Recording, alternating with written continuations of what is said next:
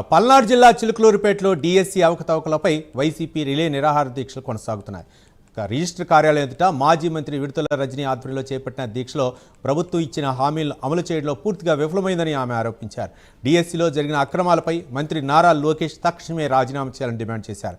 Fee reimbursement బకాయిలు, నిరుద్యోగ భృతి, ఆడబిడ్డ నిధి వంటి హామీలను కూటమి ప్రభుత్వం విస్మరించిందని రజనీ విమర్శించారు.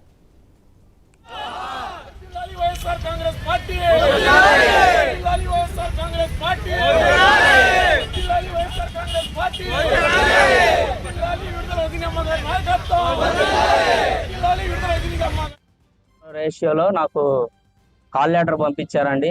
కాల్ లెటర్ పంపించిన తర్వాత ఎవరికైతే కాల్ లెటర్ వస్తుందో వాళ్ళే జాబ్ అర్హులు అని చెప్పారు.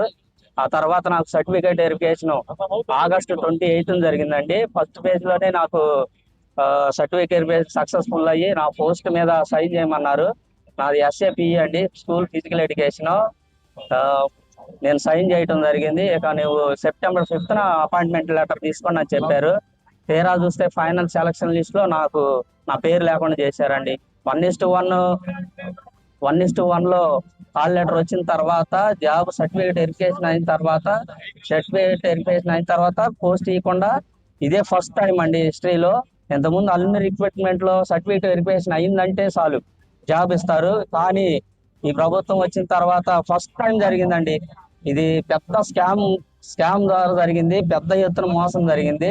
డిఎస్సిలో మేము పోస్ట్ కొట్టినా సరే ఫైనల్ సెలక్షన్ లిస్ట్ లో మా నేమ్ లేకుండా చేయటం ఇది చాలా బాధాకరమైన విషయం. ఎంతో పోస్ట్ వచ్చిందని ఆనందంగా ఉన్న సమయంలో సెలక్షన్ లిస్ట్ వచ్చిన తర్వాత ఫైనల్ లిస్ట్ లో నేమ్ తీయగలని ఎంతో బాధపడ్డాం. మాలాంటి వాళ్ళు చాలా మంది ఉన్నారు సర్టిఫికేట్ వెరిఫికేషన్ అయిన వాళ్ళు. అసలు ఇది పెద్ద మోసం జరిగింది. కావున మాకు ఎట్లయినా న్యాయం జరగాలి. దీని మీద సిబిఐ ఎంక్వైరీ వేయాలని మేము కోరుతున్నామండి. మేము పోరాటం చేస్తాం. ఇదిగోండి నా కాల్ లెటర్.